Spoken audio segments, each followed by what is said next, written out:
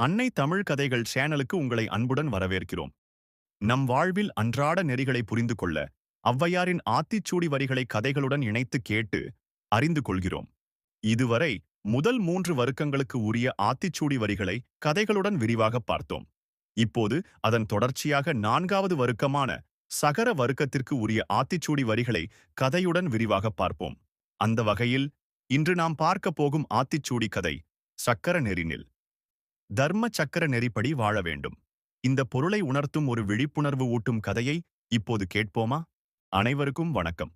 நான் உங்கள் கதை சொல்லும் நாயகன் ஜீவா முகேஷ். விசாலிபுரம் என்ற நகரத்தில் மக்கள் அமைதியாக வாழ்ந்தனர்.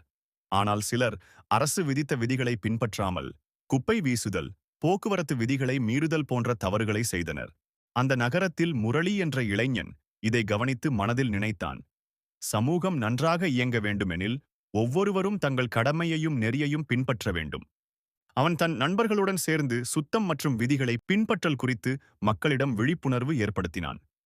அவர்களின் முயற்சியால் நகரத்திலுள்ள மக்கள் அரசு விதித்த விதிகளை பின்பற்றத் தொடங்கினர். அதனால் நகரம் மீண்டும் அழகாகவும் அமைதியாகவும் மாறியது. இந்த கதை நமக்கு சொல்லும் பாடம்: தர்ம நெறிகளை பின்பற்றினால் அமைதியான வாழ்க்கை அமையும். நெறியில் நிலைத்திருப்பதே நல்ல குடிமகனின் அடையாளம். அடுத்த முறை இன்னொரு ஆச்சரியமான கதையுடன் மீண்டும் சந்திப்போம். நன்றி, வணக்கம்.